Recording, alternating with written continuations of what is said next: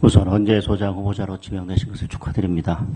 아까 보은 인사가 우려가 기후가 되도록 하겠다 이렇게 말씀하셨는데 후보자님에 대해서 법원의 평판도 너무 잘 알고 있고 법리에 해박하다고 하는 것도 너무 잘 알고 있습니다.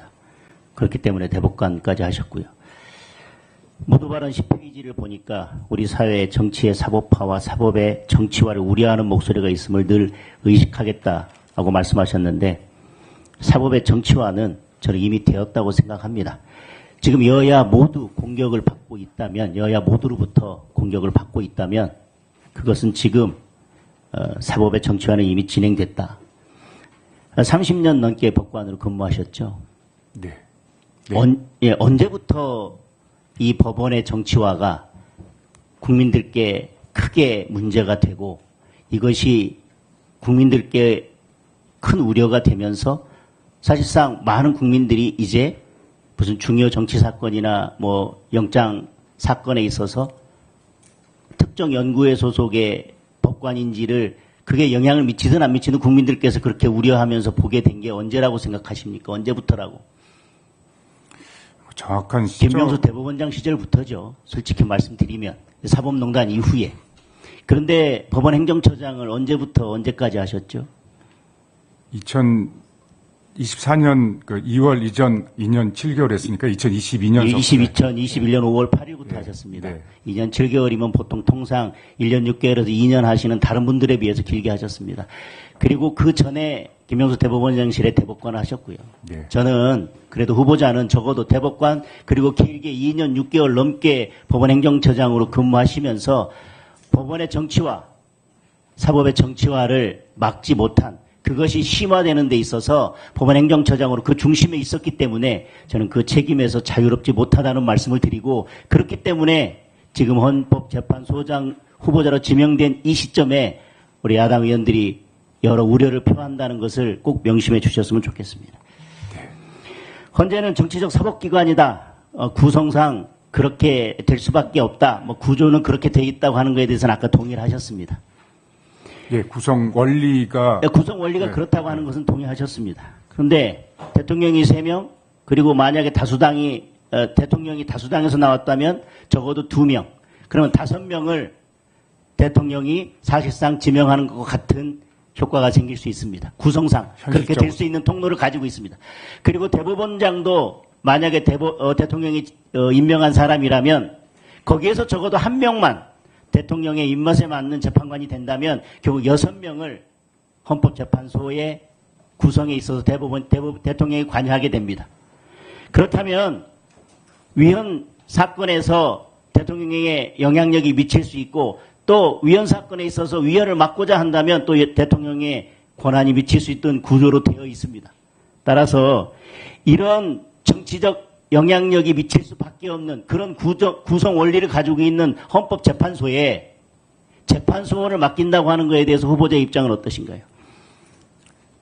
위원님, 제가 서면질에서 답변 드렸다시피 재판소원의 도입에 대해서는 장단점이 분명히 존재한다. 그래서 이 장단점에 대한 충분한 논의가 필요하다는 말씀. 법원도 사실상 사심입니다. 문제가 있으면 재심에 의해서 재판을 바로잡을 기회를 가지고 있습니다. 맞지 않습니까? 그리고 판결의 핵심은 기판력입니다. 그거에 의해서 사법의 안정이 작동이 되는 것이고 거기에 문제가 있다면 결국은 재심을 통해서 해결하도록 되어 있는데 그런 절차들을 무시하고 결국은 정치적 사법기관인 헌법재판소에 재판소원을 맡긴다면 저는 결국은 사법의 정치화는 더 가속화될 거라고 생각합니다. 예외적으로 재판소원 인정된 경우들이 있습니다. 한정의원 결정과 관련해서. 그런데 법에 대한 해석 권한은 기본적으로 법관에게 있습니다. 그런데 헌법재판소가 헌법재판소법에서 예정하지 않고 있던 독창적인 결정 주문 한정위원이라고 하는 것을 결정을 내면서 그것이 대법원에 의해서 법원의 법률 해석 권한을 지나치게 제한한다고 해서 헌법재판소의 한정위원 결정과 다른 판결 결론을 내기 시작하면서 대법원과 헌법재판소의 자존심 싸움이 벌어졌고 그 과정에서 극히 예외적으로 판결에 대해서 재판소원을 인정한 경우가 있습니다. 그것은 저는 헌법재판소가 헌법재판소법에 예정하지 않고 있던 한정위원이라는 독창적인 주문을 만들어내면서 생긴 것이고요. 지금 한정위원 결정을 거의 내지 않고 있습니다. 그런 예외적인 사건을 가지고 헌법재판소도 이미 재판소원을 인정한 적이 있다라고 일반화시키는 것은 저는 맞지 않다고 생각합니다. 대법관 증언에 대해서 말씀드리겠습니다. 지금 대법관이 몇 명입니까? 대법원장 포함해서 14분. 14명입니다. 그럼 30명으로 증언이 되게 되면 16명을 더 증언하게 되지요. 네. 그런데 지금 대통령의 재임 기간 중에 5년 안에 대법관을 30명으로 증언하게 되면 적어도 지금 대통령이 임명한 대법관이 몇 명이 되냐면 16명이 됩니다.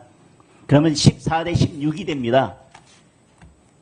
대법관의 증언이 필요하고 사건을 신속하게 처리하기 위해서 대법관의 증언이 필요하다고 하더라도 그것을 몇 명으로 늘릴지 그리고 그 늘리는 시기를 어떻게 할지에 대해서는 매우 신중하지 않으면 대법원은 더 지금 정치화의 길로 갈 것이고 국민들로부터 더 소외될 것이고 신뢰를 잃게 될 것이며 지금 재판소원의 문제, 그 다음에 공직선거법 개헌의 문제, 그 다음에 형사소송법 개정에 의한 재판 중지 문제, 그리고 대법관 증언 문제, 그리고 사면의 문제, 이 모든 것들이 결국은 하나로 향하고 있다는 국민적 의심에서 벗어나기 어려울 것입니다. 대법관 증언 30명, 100명 증언에 대한 안도 있습니다만은 이 30명 증언을 지금 법안까지 발의되어 있는데 이 부분에 대한 후보자의 생각은 어떠신가요? 마지막 질문에 대해만 답변해야 되는 거죠. 대법관 수의 증언에 대해서는 저는 그 법원에 있으면서 특히 법원 행정처장으로 있으면서 생각이 이런 겁니다. 예를 들자면 그 신급제도를 재설계하는 데 있어서 가장 새로운 정책을 생각함에 있어서 가장 중요한 거는 국민들이 최초로 접하는 1심에 대한 뭔가 좀 더 근본적인 1심 법원의 양적인 확대랄까, 질적인 확장이랄까, 이런 것들이 필요하고, 이런 구조로, 피라미드 구조로, 신급 구조를 설계해야 된다는 문제를 기본적으로 갖고 있고요. 대법관 수도 그런 식의 논의를 거쳐서 나와야 되는 것이라 아닌가라는 생각이 듭니다. 저희들 김영수 대법원장님 계실 때도 저희들이 대법관 수에 대해서는 많이 위원회에서 제시했던 것들도 4명 증전해서 2개 재판부 하는 것처럼 그 정도로 좀 더 신중하게 접근해야 될 거라고 생각된다는 정도 말씀드리고, 위원님 딱 하나만 말씀드리면 어떻겠습니까? 현재의 이제 구성 원리와 관련돼서 여러 가지 우려 같은 거는 귀담아 듣고 그런 것들을 좀 개선할 수 있는 여러 가지 입법적 노력이 필요하다는 생각이 드는데, 기본적으로 37년 동안은 헌법재판소가 그런 임명권자로부터 임명된 이후에는 임명권자로부터의 의사에 자유롭게 해서 한 분 한 분들이 재판관들께서 쌓아온 37년의 역사를 통해서 크게 보자면 헌법재판소가 정치적 판결에 치중했다기보다는 임명 이후에 헌법 해석의 전문 기관으로서의 나름의 실력이랄까 신뢰를 국민들에게 보여줬던 것이 아닌가라는 생각이 듭니다. 그 정도는 제가 말씀드리고 싶습니다. 네, 수고하셨습니다.